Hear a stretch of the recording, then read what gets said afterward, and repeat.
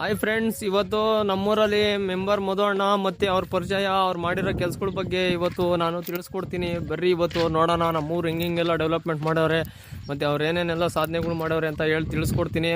ನೋಡ್ತಾ ಇರಿ, ಈಗ ತೋರಿಸ್ತೀನಿ ಒಂದು ಕಡೆಯಿಂದ ಎಲ್ಲ. ಇವಾಗ ನಮ್ಮೂರಿನ ಸ್ಕೂಲ್ ಹತ್ರ ಇದ್ದೀನಿ, ನಮ್ಮೂರು ಸರ್ಕಾರಿ ಸ್ಕೂಲ್ ಹತ್ರ.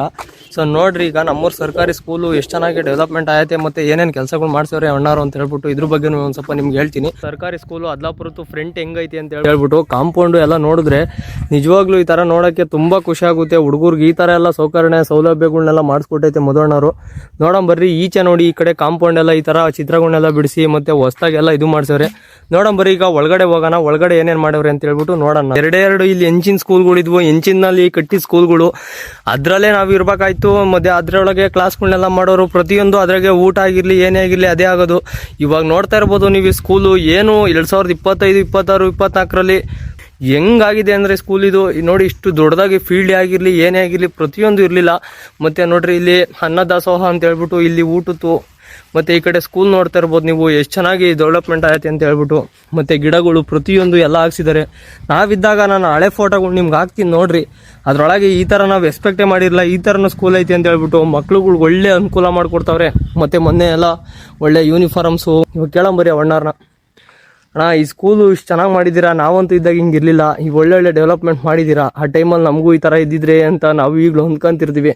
ಇದ್ರ ಬಗ್ಗೆ ಹೇಳೋಣ ನೀನು ಸ್ವಲ್ಪ. ಸ್ಕೂಲು ಅಂದರೆ ಮೇನು ಮುಖ್ಯವಾಗಿ ಬೇಕಾಗಿರೋದು ಶಿಕ್ಷಣ. ಫಸ್ಟ್ ಶಿಕ್ಷಣವಾಗಿ ನಾವು ಫಸ್ಟ್ ನಮ್ಮ ಏನ್ ಮಾಡ್ತೀವಿ, ನಮ್ಮ ಮಕ್ಳುಗಳು ಫಸ್ಟ್ ಮೇನ್ ನಾವು ಶಿಕ್ಷಣ ಕೊಡ್ಲಿಲ್ಲ ಅಂದ್ರೆ ಏನ್ ಬಂದ್ ಪ್ರಯೋಜನ. ಮೇನ್ ಫಸ್ಟ್ ಆಫ್ ಆಲ್ ಇರೋದು ನಾವು ಎಲ್ಲಾ ತಾಯಂದಿರು ಕೇಳ್ಕೊಳೋದಿಷ್ಟೇ, ನಮ್ ಗ್ರಾಮಸ್ಥರು ಕೇಳ್ಕೊಳೋದಿಷ್ಟೇನೆ. ಮೊದ್ಲು ಮಕ್ಳಿಗೆ ಒಳ್ಳೆ ಶಿಕ್ಷಣ ಕೊಡಿ. ಒಳ್ಳೆ ಶಿಕ್ಷಣ ಕೊಡಿ ಅಂದ್ರೆ ಒಳ್ಳೆ ರೀತಿ ಒಳ್ಳೆ ಶಿಕ್ಷಣಕ್ಕೆ ಬೇಕಾದ ಒಳ್ಳೆ ಪರಿಸರನ ನಾವು ಸೃಷ್ಟಿ ಮಾಡ್ಬೇಕು. ಅದಕ್ಕೋಸ್ಕರ ನೋಡಿ ಗಿಡಗಳು ಹಾಕ್ಸಿದೀವಿ. ಮುಂದಿನ ದಿನಗಳಿಗೆ ಇವೆಲ್ಲ ದೊಡ್ಡದಾದಾಗ ನೆರಳು ಕೊಡುತ್ತೆ.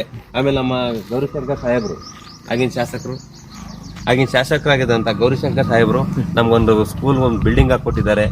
ವಿವೇಕ ಯೋಜನೆಯಲ್ಲಿ ನಮ್ಗೊಂದು ಸ್ಕೂಲ್ ಬಿಲ್ಡಿಂಗ್ ಹಾಕೊಟ್ಟಾರೆ. ಅದೇ ರೀತಿ ಇದು ಮುಂಚೆ ಇದು ದಾಸೋಹ ಕೊಠಡಿ, ಶಾಲೆಯ ದಾಸೋಹ ಕೊಠಡಿ. ಇದಕ್ಕೆ ಮುಂಚೆ ಶೀಟ್ ಇತ್ತು.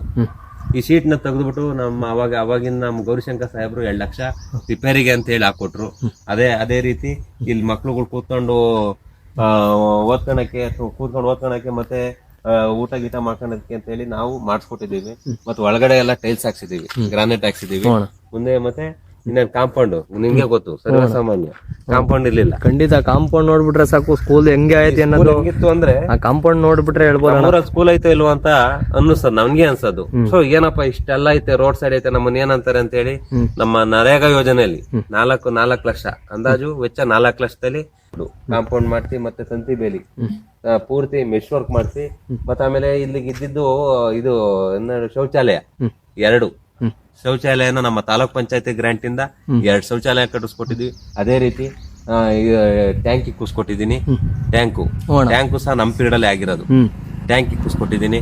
ಮತ್ತೆ 24x7 ಯಾವಾಗ್ಲೂ ನೀರ್ ಬರೋನಿಗೆ ನಾವ್ ಇಲ್ಲಿಗೆ ಪೈಪ್ ಲೈನ್ ವ್ಯವಸ್ಥೆ ಮಾಡಿಸ್ಕೊಟ್ಟಿದೀವಿ. ಆಯ್ತಾ, ನಾವ್ ಹೆಚ್ಚಿನದಾಗಿ ಮಕ್ಳಿಗೆ ನಾವೇನ್ ಹೇಳ್ತೀವಿ ಅಂದ್ರೆ, ನಾವೆಲ್ಲ ನಮ್ಮೂರ್ ಗ್ರಾಮಸ್ಥರು ಪೋಷಕರು ಕೇಳೋದಿಷ್ಟೇ, ನಿಮ್ ಮಕ್ಳನ್ನ ಮೌಢ್ಯತೆಯಿಂದ ದೂರ ಇಡ್ಸಿ. ಭಕ್ತಿ ಇರ್ಲಿ, ಮೌಢ್ಯತೆ ಬೇಡ, ಮೂಢನಂಬಿಕೆ ಬೇಡ. ದೇವ್ರಿದ್ದಾನೆ ಅದರಲ್ಲಿ. ಅದೇ ರೀತಿ ನಮ್ಮ ಶಿಕ್ಷಣ ಬಗ್ಗೆ ಅವ್ರಿಗೆ ಒಳ್ಳೆ ರೀತಿ ಅವ್ರಿಗೆ ಸಹಾಯ ಮಾಡ್ಬೇಕು ಅಂತ ಎಲ್ಲ ನಾನು ಜನತೆಯಲ್ಲಿ ಕೇಳ್ಕೊಂತ ಇದೀನಿ.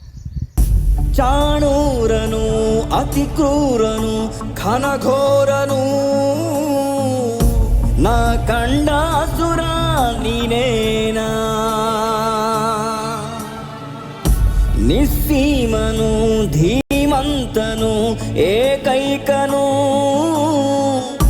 ಜನಧನಿಯ ಉಸಿರು ನೀನೇ.